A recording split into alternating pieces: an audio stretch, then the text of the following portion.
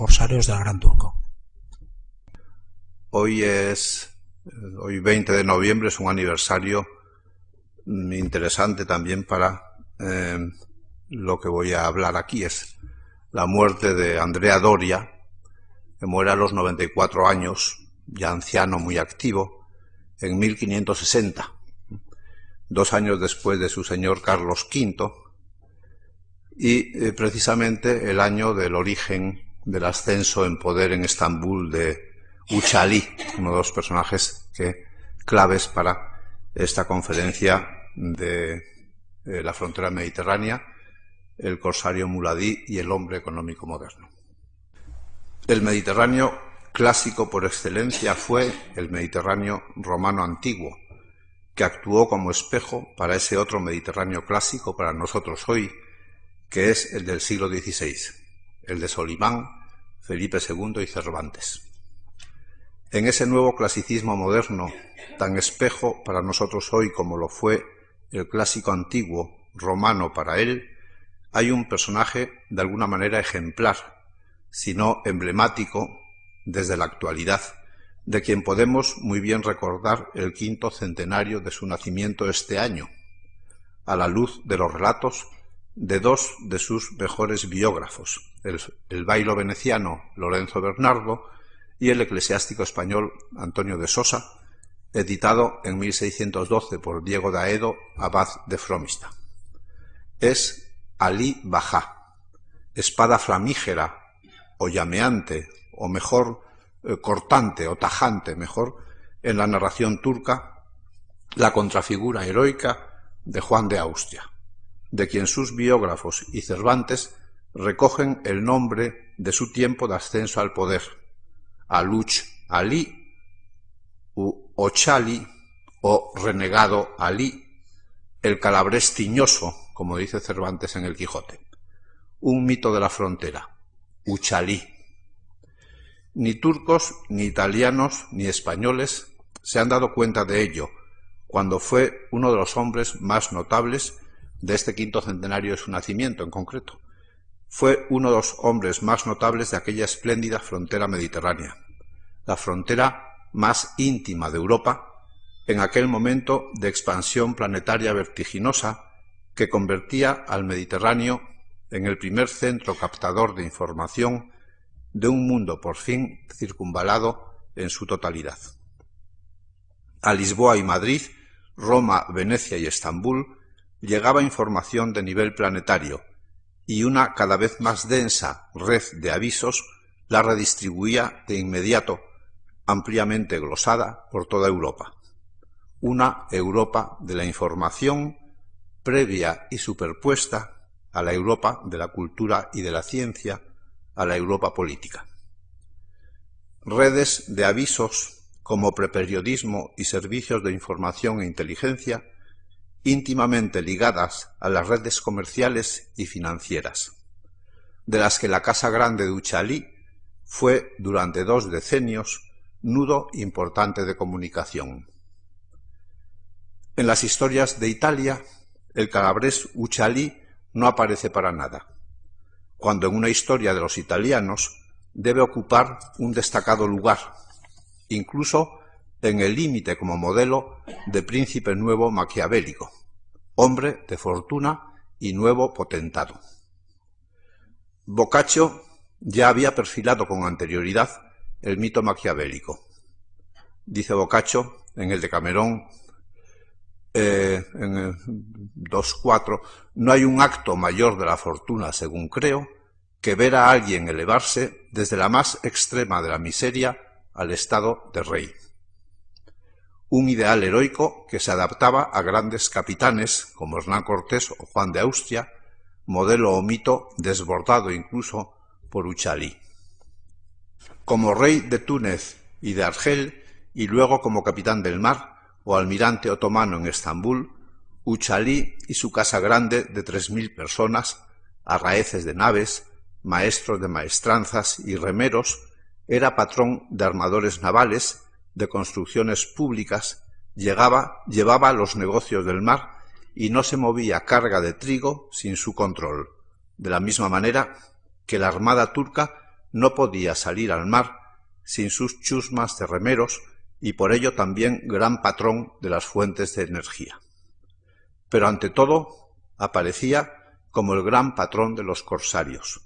y en ese marco recibió una embajada particular del inglés Francis Drake, il Draco en la lengua franca de los avisos, al final de su vida.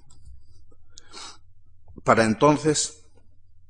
el mundo de los corsarios había pasado con cierta amplitud ya al Atlántico, en el marco de lo que se llamó la atlantización de la economía europea y de la iniciada economía mundo o moderno sistema mundial que dicen algunos autores, y estaba a punto de saltar también al Pacífico, a Asia Oriental, al mismo tiempo que el casi secular enfrentamiento Habsburgo-otomano debilitaba a sus dos principales protagonistas, el sultán de Estambul y el rey de España. El marino calabrés, el corsario muladí devenido capitán del mar, o Capudán Pachá, en Estambul en la época de Felipe II y Juan de Austria, se había convertido en el heredero del modelo creado por Aruch y Jairadín Barbarroja en la época de Carlos V y Andrea Doria, pocos decenios atrás. Los corsarios muladíes. El enfrentamiento entre habsburgos y otomanos en el Mediterráneo, en Hungría, en África y en el Índico también, constituye una de las líneas de fuerza mayores en aquel clasicismo peculiar del inicio del mundo colonial europeo, y ya en tiempos de Carlos V se integró plenamente en la dinámica europea de las fronteras con la alianza franco-turca o entre Valois y otomanos contra los Habsburgos. La instalación de los hermanos Barbarroja en Argel, culminada en 1529, y el paso de Jairadín a Estambul después, crearon un nuevo clasicismo fronterizo en el que el Mediterráneo, con la reactivación del corso cada temporada, la campaña o empresa corsaria que se iniciaba cada primavera, durante decenios la armada otomana iba a salir al mar casi cada temporada, a daño de cristianos súbditos del rey de España, con estímulos primero y en los años 50 ya, con apoyo logístico o directo de Francia. Es algo que ya he escrito en otras ocasiones, bastante pues en estos libros que citó José Manuel en la presentación, Cervantes y la Berbería, los que van y vienen, o en la Conjura de Campanella mismo. Es un fenómeno socioeconómico de interés que va a tener repercusiones políticas de alcance, el del corsarismo al servicio del Gran Turco. En particular, el fenómeno en ese marco de un corsarismo generalizado en la frontera mediterránea clásica de la gran abundancia de corsarios muladíes, en terminología de la frontera andaluza o frontera medieval hispana, o corsarios musulmanes nuevos, los denostados turcos de profesión o renegados, en los medios cristianos de origen de esos corsarios, sobre todo italianos. Se puede pensar en una tradición de incorporación o integración de extranjeros tanto en la sociedad musulmana, y ahí los análisis de Ibn Khaldún son modélicos, como en la organización imperial otomana multinacional, en la que la institución de la Dushirme, que nos comentaba Bunes en la primera conferencia, que algunos llamaron plásticamente el tributo de los muchachos, jugó un papel destacado para el control militar de territorios fronterizos o lejanos. Pero el caso de los marinos muladíes, muchos de ellos capitanes o arraeces corsarios, adquiere personalidad propia frente al mundo militar genízaro, muy ligado a la Dushirme. Los corsarios al servicio del Gran Turco, ya turcos o musulmanes o ya muladíes, tenían su autonomía con respecto a la organización militar de los genízaros, con su propia organización, la taifa de los corsarios. El historiador italiano Ciro Manca la considera fundamental a la hora de tipificar un, dice él, modo de producción corsario en las ciudades marítimas berberiscas clásicas después de Lepanto, en donde su posición social puede considerarse dominante o determinante. La Berbería Central, principalmente Argel, era vista como un nuevo territorio colonial desde el Levante, y así lo recogen los contemporáneos como Antonio de Sosa. Allí van las gentes de Anatolia y de Turquía a buscar fortuna, como hacen los españoles con América. Aquello son sus Indias y sus Perús. En Argel, en particular, había gente de toda Europa, por no decir de todo el mundo conocido de entonces. Aún impresiona la letanía de Antonio de Sosa sobre las naciones de las que hay gente en aquella República Corsaria o República Popolare, como le dicen también, o ladronera, según por donde se la mirara. Los denostados renegados o turcos de profesión o los muladíes. Tantas veces en la literatura cristiana del linaje del pícaro incluso. Estas son palabras de Sosa. No hay nación de cristianos en el mundo de la cual no haya renegado y renegados en Argel. Y comenzando de las más remotas provincias de Europa, hallan en Argel renegados moscovitas, rusos, rojayanos, válacos, búlgaros, polacos, húngaros, bohemios alemanes de Dinamarca y Noruega, escoceses, ingleses, irlandeses, flamencos, borgoñones, franceses, navarros, vizcaínos, castellanos, gallegos, portugueses, andaluces, valencianos,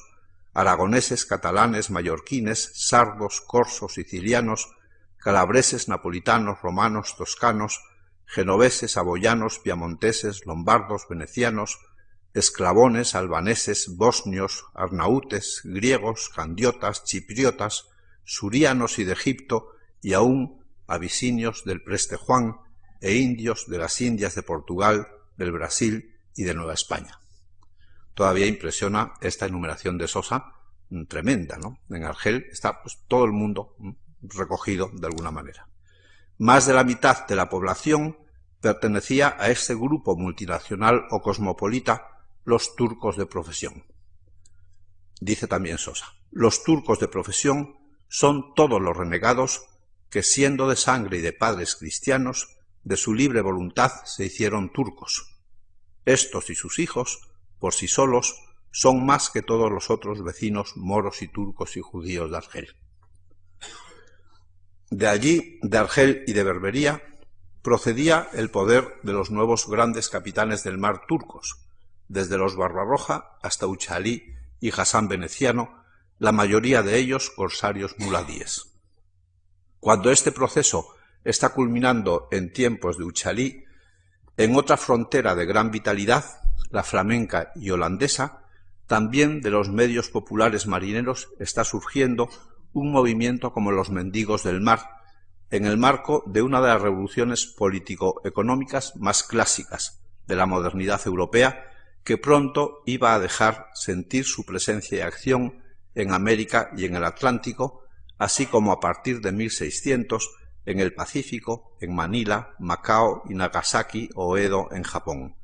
Brillantes empresas corsarias y de información o empresas económicas sin más. 2. El súbdito como obligado del bailo bárbaro, una clave de la modernidad. Es un bailo veneciano en Estambul, recién llegado Marco Antonio Barbaro, quien intenta explicarle al nuevo dux de Venecia, Pedro Loredano, el perfil de aquellos nuevos señores de la frontera, a raíz del ascenso o promoción de Uchalí en Estambul a Bajá de Argel. La fase final de su encumbramiento en la puerta o corte otomana a finales de 1568. Intenta teorizar mínimamente sobre los turcos de profesión como variante de los mercenarios o de las gentes de armas tomar, gendarmi, profesionales de las armas, los soldados como a soldato, que se suele decir en el momento. El soldado es súbdito por juramento y pagamento, dice el bailo, por lo que estando un soldado con el juramento y la paga obligado al príncipe a quien sirve, de inmediato se convierte en súbdito, y mucho más que si hubiera nacido en su estado. No queriendo significar otra cosa este nombre de súbdito que obligado. Utilitarismo religioso y cambio de lealtad por utilidad. el bailo bárbaro, parece estar teorizando sobre el sentido profundo de las lealtades.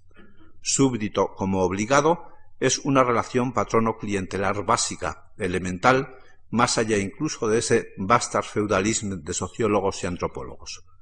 Bárbaro le recuerda al dux loredano que tanto los príncipes cristianos como el sultán Selim se sirven de extranjeros a sueldo suyo, a los que hay que considerar sus súbditos y obligados.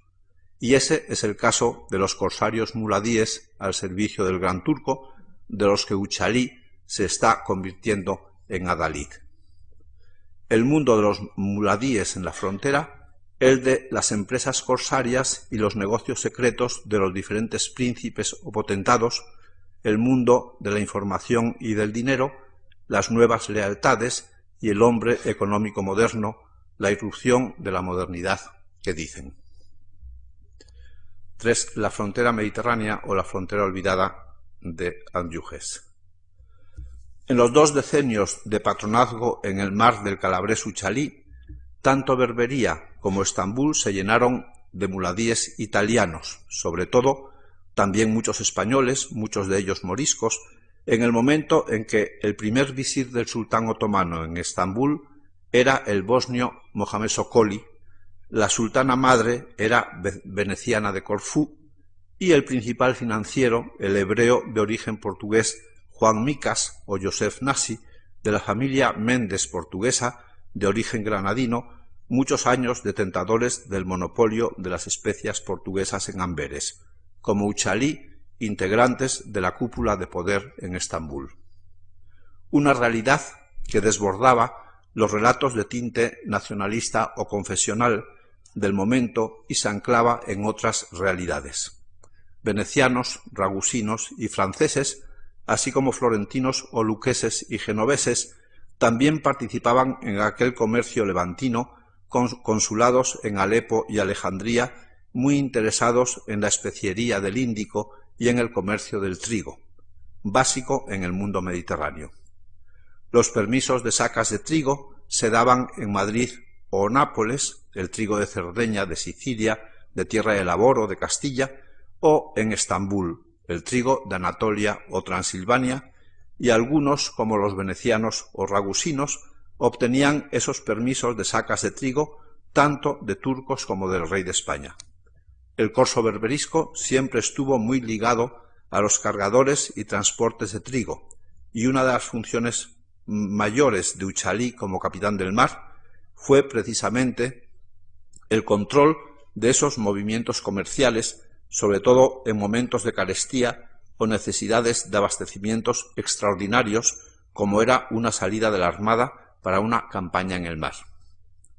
Las campañas sucesivas de los años 60 y 70 del siglo XVI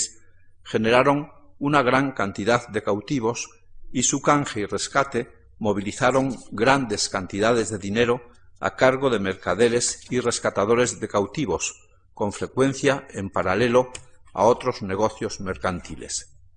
Los libros de redenciones de cautivos de las órdenes religiosas también conservan el aire de la documentación financiera, y a Argel y a Estambul fueron cantidades ingentes de dinero relacionado con estos negocios. Las chusmas de galeotes también hicieron más ágil este tráfico y oscilaron los precios de compraventa de esclavos para el remo según fuera alta o baja la actividad naval de esa temporada.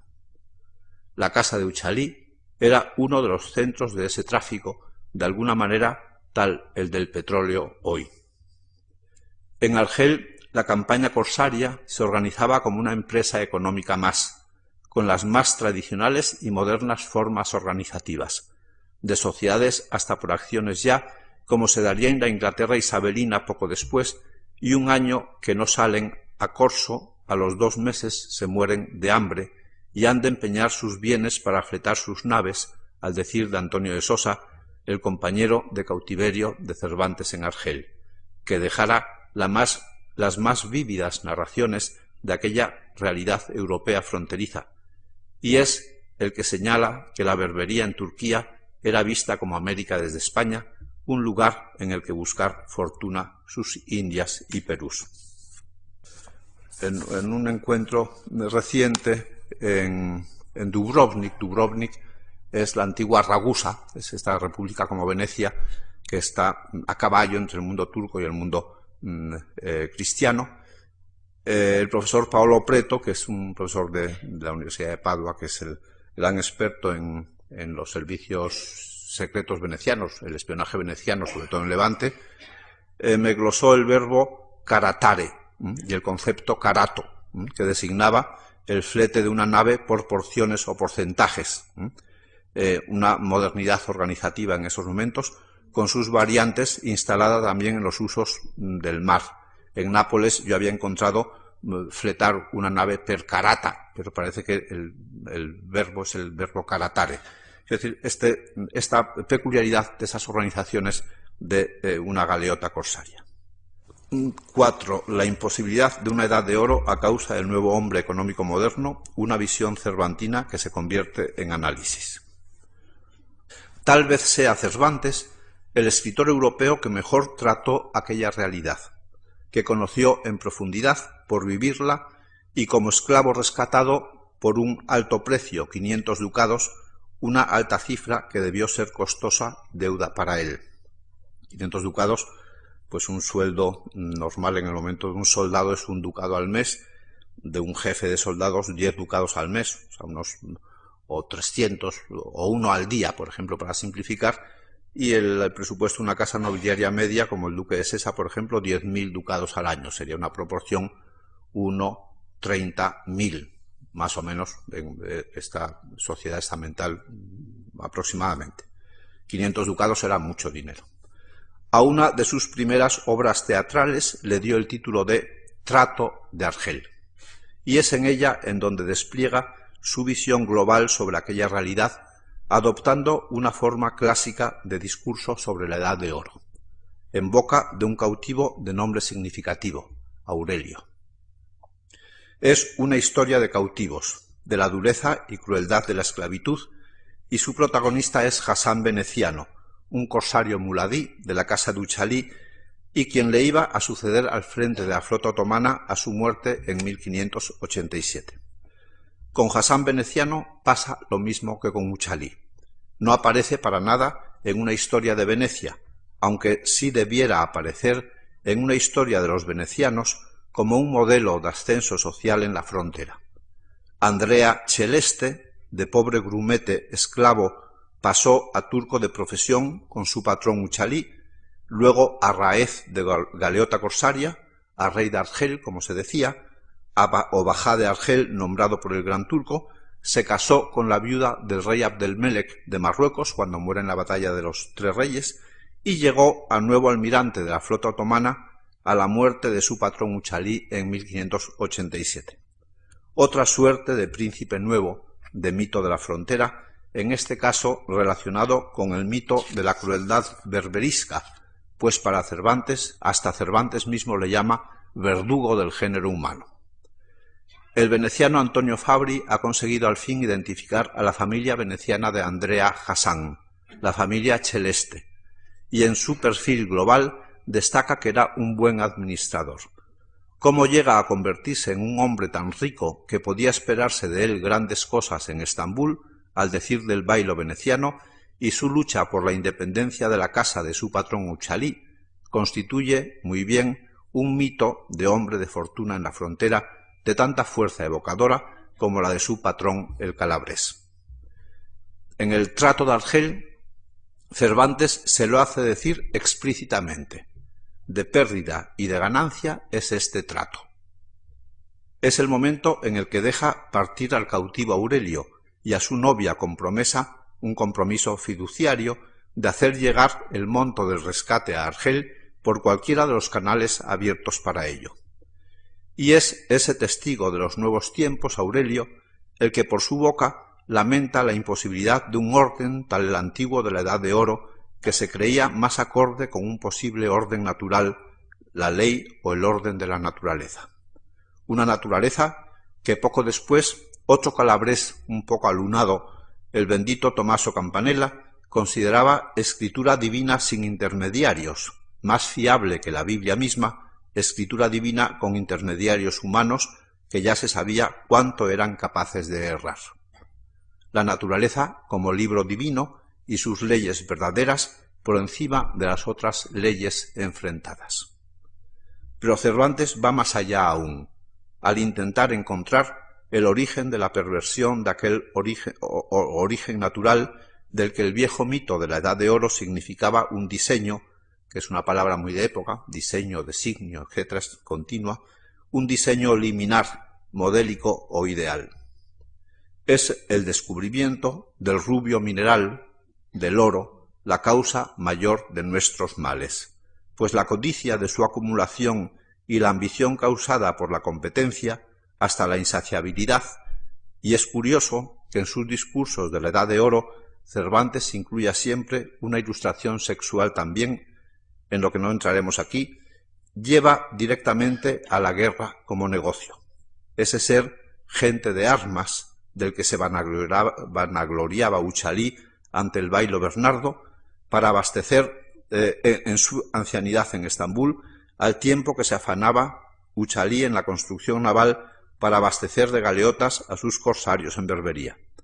El negocio que hacía incluso que al pobre esclavo se le respetara la vida para obtener de él, para su rescate, todos los ahorros acumulados. El rescate como negocio financiero también liminar y simbólico. 5. El discurso de la Edad de Oro.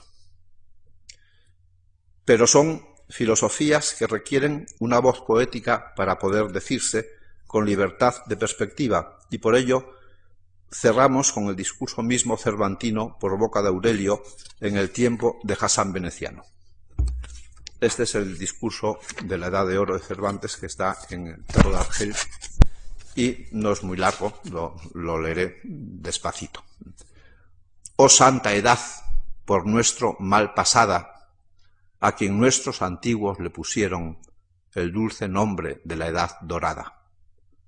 Cuán seguros y libres discurrieron la redondez del suelo los que en ella la caduca, mortal vida vivieron. No sonaba en el aire la querella del mísero cautivo cuando alzaba la voz a maldecir su dura estrella. Entonces libertad dulce reinaba y el nombre odioso de la servidumbre en ningunos oídos resonaba. Pero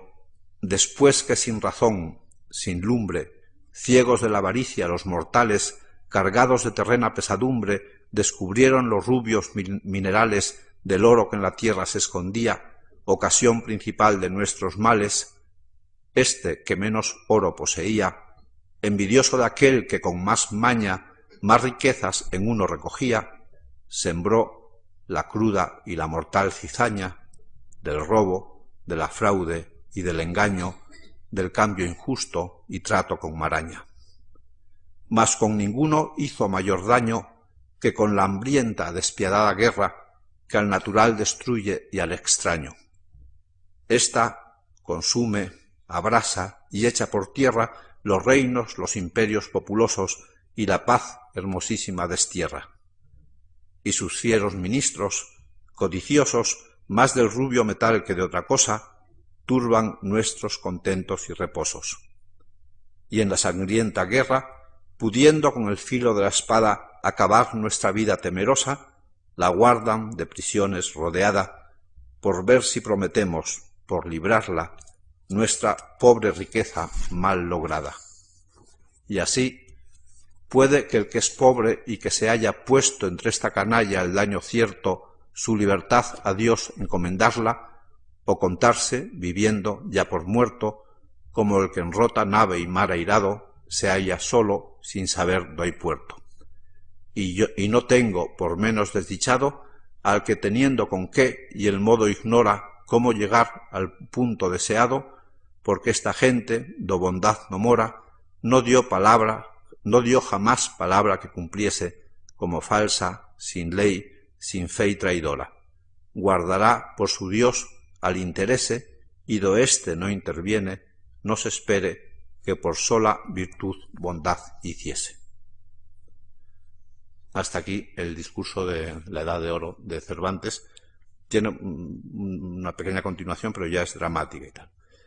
Los enfrentamientos políticos o religiosos que generan esa frontera terminan siendo meros recursos retóricos justificadores del gran negocio de la guerra y de la esclavización del hombre, convertido en mercancía.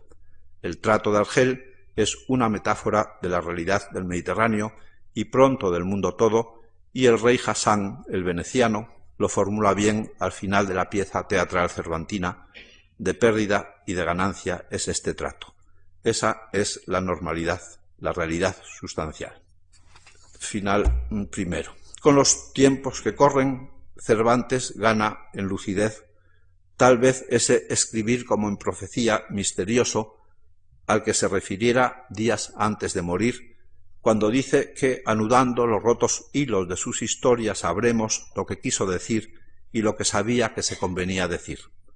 Esos ecologismos y feminismos raros que aparecen aquí y allá y sólo ahora se descubren en su belleza expresiva. Si hace tiempo se me ocurrió proponerles a mis estudiantes una imagen para la nueva Europa que pudiera entender hasta los finlandeses, que parece que no comprenden bien palabras abstractas como libertad, igualdad y fraternidad, por ejemplo, en una noticia así muy curiosa de los finlandeses y su dificultad para comprender abstracciones que para nosotros son muy simples. Esa imagen era Europa como casa de cristal, con todo claro encima de la mesa, ahora a la luz del discurso cervantino, e intentando hilar los hilos sueltos de sus historias, de alguna manera el profetizar, que también dijera el bendito Tommaso Campanella, bien pudiera diseñarse otra imagen de alguna manera emblemática, tan al gusto de la época barroca, de la que venimos, la de la galeota corsaria como modelo de la empresa económica moderna. Corsarios muladíes es un nombre menos ofensivo y más justo, pienso, que el de corsarios renegados,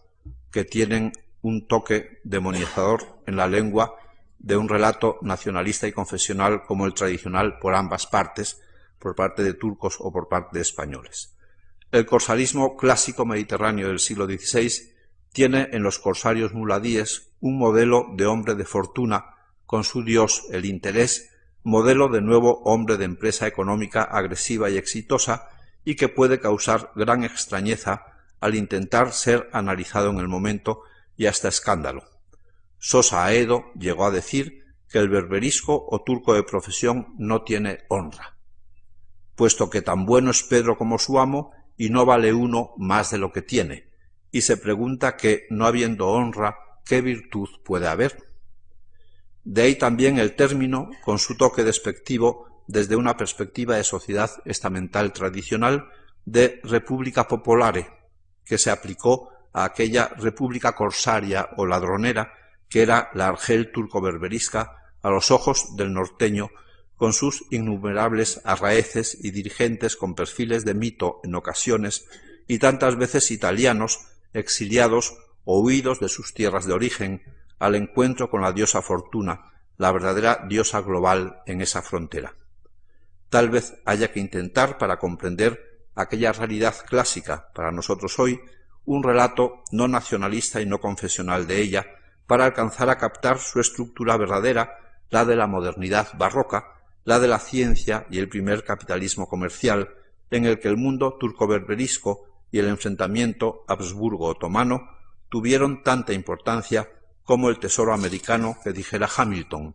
el mundo colonial europeo y la revolución de los precios, las nuevas fronteras que se abrían de la modernidad. Bueno, hasta aquí es el texto que tenía preparado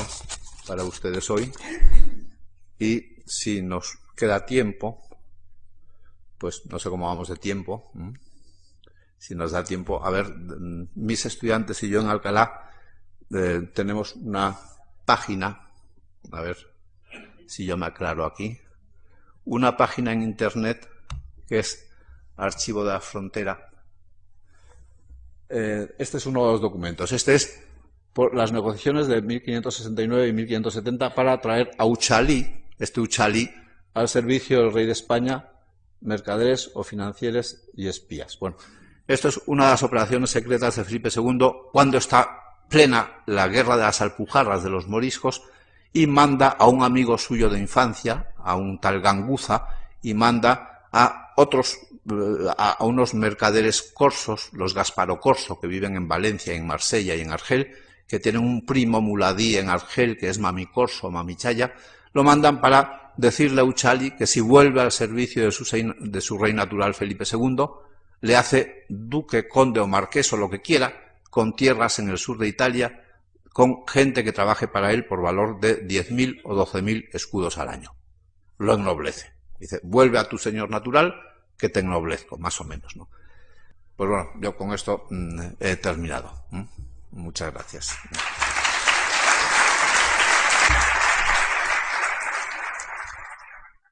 Ligadas a las redes comerciales y financieras, de las que la Casa Grande de Uchalí fue durante 2 decenios nudo importante de comunicación.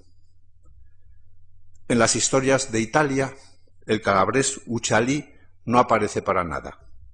cuando en una historia de los italianos debe ocupar un destacado lugar, incluso en el límite como modelo de príncipe nuevo maquiavélico, hombre de fortuna y nuevo potentado. Boccaccio ya había perfilado con anterioridad el mito maquiavélico. Dice Boccaccio en el Decamerón, en el 2.4, no hay un acto mayor de la fortuna, según creo, que ver a alguien elevarse a la frontera más íntima de Europa en aquel momento de expansión planetaria vertiginosa que convertía al Mediterráneo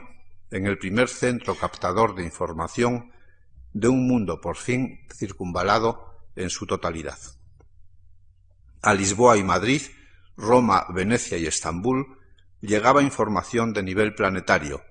y una cada vez más densa red de avisos la redistribuía de inmediato, ampliamente glosada por toda Europa. Una Europa de la información previa y superpuesta a la Europa de la cultura y de la ciencia, a la Europa política. Redes de avisos como preperiodismo y servicios de información e inteligencia íntimamente, que actuó como espejo para ese otro Mediterráneo clásico para nosotros hoy, que es el del siglo XVI, el de Solimán, Felipe II y Cervantes. En ese nuevo clasicismo moderno, tan espejo para nosotros hoy como lo fue el clásico antiguo romano para él, hay un personaje de alguna manera ejemplar, si no emblemático, desde la actualidad, de quien podemos muy bien recordar el 5º centenario de su nacimiento este año, a la luz de los relatos de 2 de sus mejores biógrafos,